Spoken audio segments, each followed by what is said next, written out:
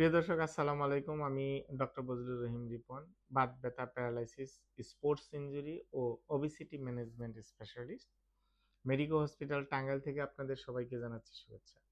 প্রিয় দর্শক, অনেক রোগী আছেন যারা কাঁধে ব্যথা থাকার কারণে কাঁধ উপরের দিকে উঠাতে কষ্ট হয়, বা পিছনে হাত দিতে, এরকম পিছনে পিঠের দিকে হাত দিতে বা পিঠ চুলকাতে অসুবিধা হয়, বা অনেক সময় জামা কাপড় খুলতে, মাথা আঁচড়াতে, হ্যাঁ, এরকম কাজকর্ম করতে গেলে সমস্যা হয় বা ব্যথা হয়। তো এই ধরনের কাঁধে ব্যথা হলে বা কাঁধের জয়েন্ট যদি শক্ত হয়ে যায়, এটাকে সাধারণত ফ্রোজেন শোল্ডার বলা হয় বা অ্যাডহেসিভ ক্যাপসুলাইটিস। তো এই ধরনের ফ্রোজেন শোল্ডার হলে বা জয়েন্ট শক্ত হয়ে গেলে সেক্ষেত্রে আমাদের আসলে মূলত চিকিৎসা ব্যবস্থাটা কি, সেই বিষয় নিয়ে আমরা আজকে কথা বলতে চাই। তো কাঁধের জয়েন্ট যদি শক্ত হয়ে যায়, যদি হাত উপরে ওঠাতে সমস্যা হয়, জামা কাপড় খুলতে অসুবিধা হয়, পিঠ চুলকাতে সমস্যা হয়, মানিব্যাগ ধরতে অসুবিধা হয়, এরকম সমস্যা হলে সেক্ষেত্রে কিন্তু শুধুমাত্র ব্যথানাশক ওষুধ খেলে আপনার এই ধরনের ব্যথা কমে না। কারণ হচ্ছে যে এই ধরনের ফ্রোজেন শোল্ডারের ক্ষেত্রে আমাদের জয়েন্টের যে ক্যাপসুল আছে, বিশেষ করে শোল্ডার জয়েন্টের গ্লেনিহুমেরাল জয়েন্ট, জয়েন্ট ক্যাপসুলটা শক্ত হয়ে যায়। সেখানে অ্যাডহেশন হয়ে শক্ত হয়ে যায়, জয়েন্টের স্পেসটা কমে যায়। শুধুমাত্র ব্যথানাশক ওষুধ খেলে এই ধরনের রোগের ক্ষেত্রে আপনার খুব একটা ভালো ফল পাওয়া যায় না। কারণ এখানে যেহেতু জয়েন্ট স্টিফনেস থাকে, শক্ত হয়ে যায়, ক্যাপসুলগুলা অ্যাডহেশন থাকে, সেই ক্ষেত্রে আপনাকে আগে স্টিফনেসটাকে রিলিজ করতে হবে, অ্যাডহেশনটাকে রিলিজ করতে হবে, এবং সেটার জন্য সবচেয়ে আধুনিক এবং প্রথম লাইন চিকিৎসা হচ্ছে ফিজিওথেরাপি করানো। তো ফিজিওথেরাপি কোথায় করাবেন, কিভাবে করাবেন, সেটা একটা গুরুত্বপূর্ণ বিষয়।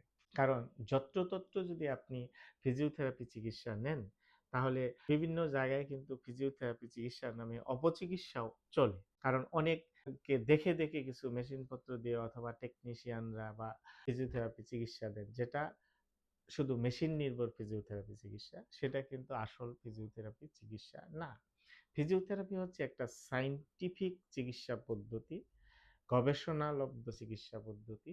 সুতরাং এখানে আপনার এক্সারসাইজ, ম্যানুয়াল থেরাপি, হ্যাঁ, আপনার activity modification, patient education, lifestyle modification, অনেকগুলা বিষয় কিন্তু আপনার এই ব্যথা নির্মূলের ক্ষেত্রে প্রয়োজন। সুতরাং সঠিক ফিজিওথেরাপি চিকিৎসা যদি আপনি পেতে চান, তাহলে একজন বিশেষজ্ঞ ফিজিওথেরাপি চিকিৎসকের পরামর্শ নিয়ে যদি আপনি ফিজিওথেরাপি চিকিৎসাটা নেন, তাহলে কিন্তু এই ধরনের ফ্রোজেন শোল্ডার থেকে, অথবা হাত শক্ত হয়ে যাওয়া, কাঁধের জয়েন্ট শক্ত হয়ে যাওয়া, হ্যাঁ, বা কাঁধের জয়েন্টে ব্যথা, আপনি সহজে মুক্ত হতে পারেন। ফিজিওথেরাপিটা ডিপেন্ড করে আপনার এই ফ্রোজেন শোল্ডার বা কাঁধের যে শক্ত হয়ে যায়, এটা কোন স্টেজে আছে। হ্যাঁ, এটা সাধারণত ৩ টা স্টেজ বিবেচনা করা হয়। যে ফ্রিজিং স্টেজ, অর্থাৎ যখন ব্যথাটা শুরু হয়, তখন কিন্তু ইনফ্ল্যামেশন থাকে বেশি এবং প্রচণ্ড ব্যথা হয়। সেই স্টেজে এক ধরনের ফিজিওথেরাপি। আবার যখন ফ্রোজেন হয়ে যায়, কাঁধের জয়েন্ট শক্ত হয়ে যায়, তখন ব্যথাটা কম থাকে, কিন্তু এই স্টেজে এসে স্টিফনেসটা বেশি থাকে, অর্থাৎ শক্তটা বেশি থাকে। সুতরাং এই স্টেজের জন্য আলাদা ধরনের ফিজিওথেরাপি ট্রিটমেন্ট, অর্থাৎ এক্সারসাইজ ম্যানুয়াল থেরাপিটা একটু ডিফার হবে। আবার যদি থার্ড স্টেজ, যেটাকে থয়িং স্টেজ বলা হয় বা রিকভারি স্টেজ, এই স্টেজে এসে আবার ফিজিওথেরাপি বা এক্সারসাইজের ডিজাইনটা একটু অন্যরকম হবে। সুতরাং কোন স্টেজে আছে সেই স্টেজটা বিবেচনা করতে হবে। সেই স্টেজ অনুযায়ী রোগীকে অ্যাসেসমেন্ট করে আপনার এক্সারসাইজ, ম্যানুয়াল থেরাপি বা আদার্স সবকিছু আপনার ডিজাইন করতে হবে।